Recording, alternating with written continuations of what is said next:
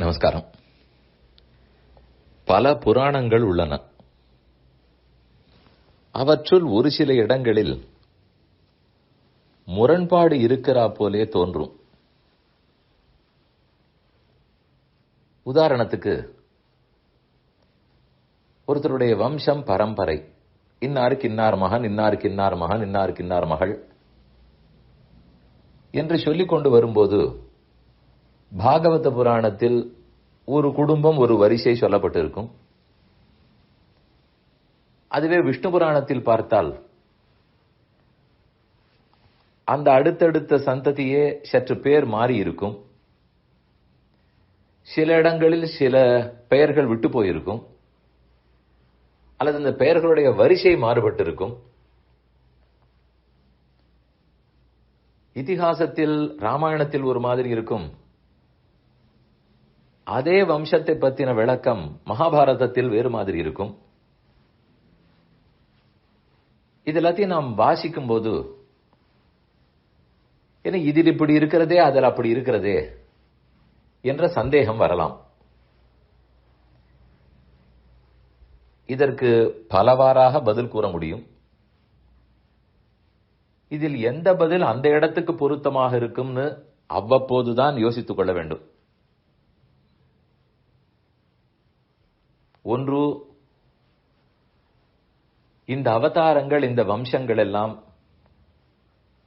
ஒவ்வொரு 4 யுகத்துக்கும் நடக்கும். அது ஒரே முறைதான் நடந்ததுன்னு கொள்ள முடியாது. பகவானுடைய அவதாரங்களே ஒவ்வொரு சதுர்யுகத்திலும் ரிப்பீட்டட்னு சொல்றார்கள். ஆனா இந்த ரிப்பீட் ஆகும்போது வரிசை மாறலாம். ஒரு சில அவதாரங்கள் இல்லாமல் இருக்கலாம், வேறு சில சேரலாம். அதெல்லாம் சரிவர நமக்கு தெரியாது.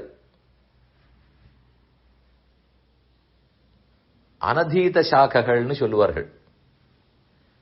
வேதங்களிலேயே நாம் அறிந்திருக்கிற பாகம் குறைவு. கற்றது கைமண் அளவு, கல்லாதது உலகளவு. வேதத்தில் நாம் அறியாத பாகங்கள் இன்னும் நிறைய இருக்கின்றனவாம். அதபோல் இன்னும் எத்தனை புராணங்கள், எத்தனை அண்டகட்டாகங்கள், அங்கங்கு பெருமான் எப்படி பிறந்தார், இவையெல்லாம் நம்முடைய புத்திக்கு எட்டக்கூடியவை இல்லை. ஆகவே பல யுகங்களிலும் அவதாரங்களும் வம்சங்களும் நடக்கிறபடியால், ஒரு புராணத்தில் இந்த யுகத்தில் இந்த இருந்த வம்சம் சொல்லப்பட்டிருக்கலாம், மற்றொரு புராணத்தில் வேறொரு யுகத்தில் நடந்த வம்சத்தை பற்றி சொல்லியிருக்கலாம். அதனால் அது மாறுபடலாம். இரண்டாவது, வரிசையாக சொல்லும்போது இந்த புராணத்தில் சில பெயர்கள் விட்டு போயிருக்கலாம், மற்றொரு புராணத்தில் வேற சில பெயர்கள் விட்டு இருக்கலாம். இரண்டையும் சேர்த்து வரிசைப்படுத்தி பார்த்தால் பொருந்திவிடும். ஆனா அந்த மெனக்கடுற வேலையை நாம் பண்ண வேண்டும். அந்தந்த புராணத்தில் என்ன மாதிரி வரிசை சொல்லப்பட்டிருக்கிறது, யார் பேரானும் விடப்பட்டிருக்கிறதா, அதை பொருத்தி விட்டால் சரியாகி விடுகிறதா, அந்த எக்ஸசைஸ் நாம தான் பண்ணி பார்க்க வேண்டும்.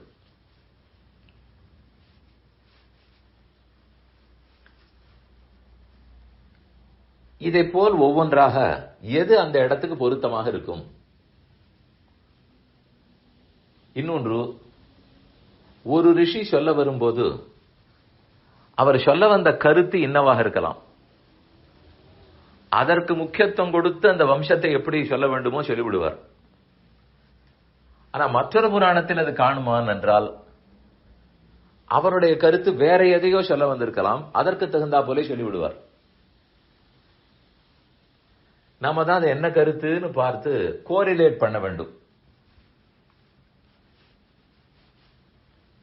பொதுவா ஒரு கணக்கு பாடமாக இருந்தாலும் ஒன்றை நிரூபிக்க வேண்டும், கணக்கில் இதை ப்ரூவ் பண்ணணும்னு சொல்லுவார்களா. அந்த ப்ரூஃபே பல விதத்திலும் இருக்கும். நேரே நிரூபிக்கிற விதம் ஒன்று, அல்லது பல விதங்களையும் கொலாபரேட் பண்ணி இது இப்படித்தான் இருந்திருக்க வேண்டும் என்று நிரூபிப்பதும் உண்டு. அத போலத்தான் இதிகாசங்களிலும் புராணங்களிலும். அத்தோடு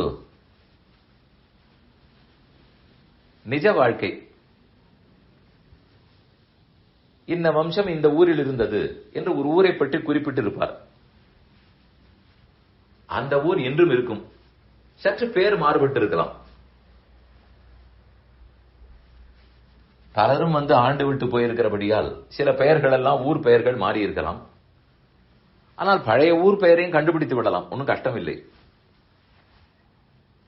அந்த புராணத்தில் அந்த ஊர் பெயர் காணப்படுமானால் அதை வைத்துக் கொண்டு சில உண்மைகளை தெரிந்து கொள்ளலாம். ஆனால் ஒன்று புரிந்து கொள்ள வேண்டும், இந்த புராணத்தில் இப்படியும் அந்த புராணத்திலும் அப்படியும் இருக்கிறபடியால் ஒன்று தப்பு மற்றொன்றுதான் சரி என்று அப்படியே சொல்லிவிட முடியாது. ரிஷிகளுடைய வாக்கியங்கள் உண்மைதான் பேசுவார்கள். அதை எப்படி நாம் சமன்வயப்படுத்துவது, எப்படி பொருந்த விடுவது என்பதைத்தான் செய்ய வேண்டும். இன்னும் கேட்டால் நல்ல படித்த இளைஞர்கள், ஆண்கள் பெண்கள், காலேஜ் படிக்கிறவர்கள் எல்லாம் அப்படி இன்டர்ன்ஷிப்னு செல்லுகிறார்கள்.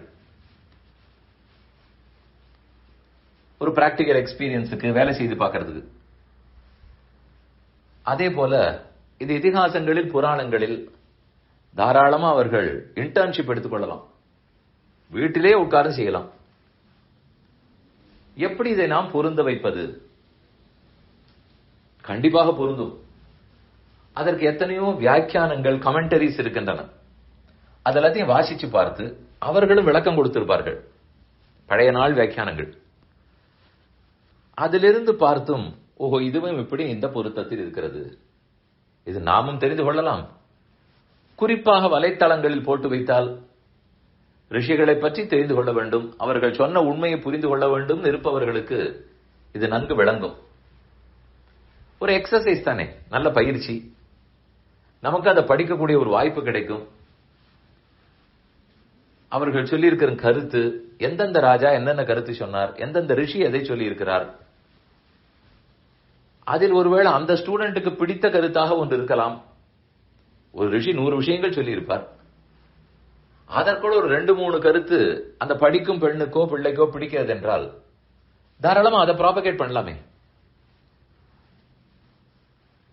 அதனால் இந்த கோணத்திலே இதிகாசங்களையும் புராணங்களையும் பார்க்க வேண்டும்.